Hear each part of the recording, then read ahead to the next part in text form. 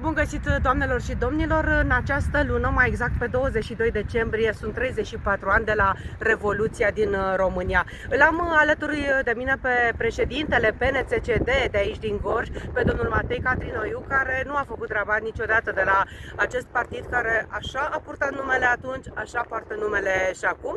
Iată, am și un steag aici, zic așa, în memoria celor căzuți la Revoluție, pentru că ei au luptat atunci să ne fie nouă mai bine. Bine ați venit și spuneți-mi cu ce gânduri, ce vă încearcă acum, după 34 de ani, cum arată România? După 34 de ani, România nu arată așa cum ar trebui să arate și cum și-ar fi dorit românii. Vreau să spun așa, puteam să fiu și eu mort la Revoluție, sunt împușcat în picior, nu m-am lăudat, pentru că asta nu e o laudă. Am fost 10 zile am stat în București, am fost prins de valul Revoluției, am rămas în București. După mine au venit elevii mei cu care împreună am participat și am alipzuit mormintele eroilor acelei revoluții. Din păcate, acea revoluție,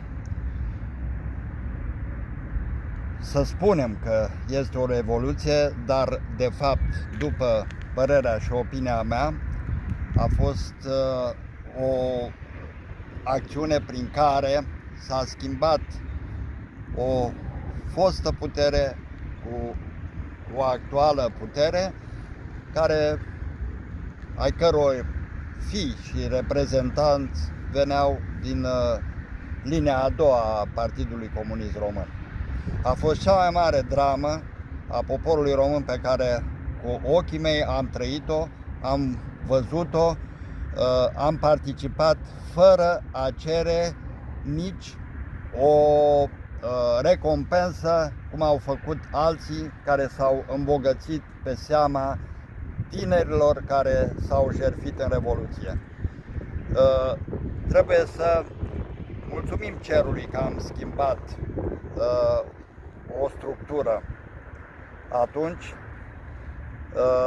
Linia pe care s-a pornit și din punct de vedere al modului în care se prezintă lucrurile, am înțeles, democrația a greșit, s-a preluat, din păcate, tot ceea ce a fost rău și pe care noi l-am primit cu multă plăcere pentru România.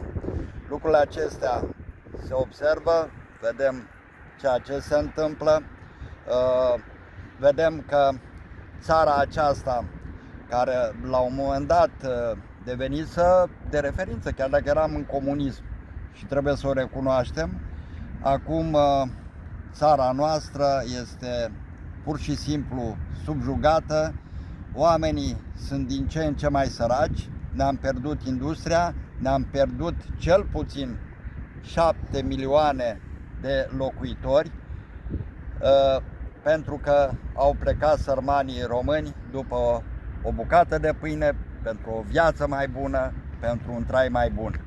Deși ei din stăpâni în țara lor au devenit slugi în altă țară. Comunismul ne-a lăsat cu de toate, cum ați spus dumneavoastră, industrie, o țară clădită. După 34 de ani, oamenii nu au locuri de muncă, rata șomajului este foarte mare, foarte mulți plecați și se vede asta din recensământul populației care a fost realizat recent acum. Și vreau să vă întreb dacă generația actuală este în stare să mai clădească o țară. Vreau să vă spun și faptul că eu intru în contact zilnic cu tinerii este o dezamăgire totală din partea lor. Totuși, clasele politice existente ar trebui să înțeleagă că nu pot să stea cu genunchiul pe grumazul românilor la infinit. Degeaba o țară a avut trecut dacă nu are prezent, pentru că prezentul asigură viitorul atât pentru copiii noștri, dar și pentru strănepoții noștri. Deci, din păcate, am ajuns să împrumutăm forță de muncă din alte părți care, bineînțeles, în țara lor, ducând-o foarte greu, vin pe salarii mici. Doresc în felul acesta să atrag acum către sfârșitul anului 2023 claselor politice care se vor înfrunta în campania electorală.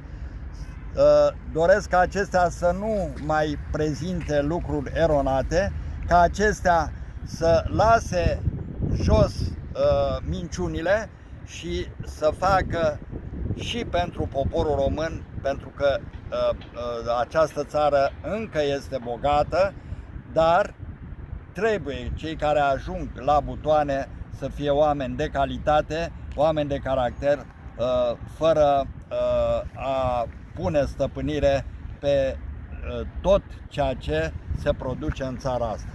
Eu vă mulțumesc și să ne ajute Dumnezeu să ne fie tuturor românilor, să ne fie bine. Eu doresc la fel sărbători fericite. În scurt timp va fi nașterea Mântuitorului, să o sărbătorim așa cum se cuvine și așa cum am făcut din moși strămoși în această țară. Sărbători cu bine!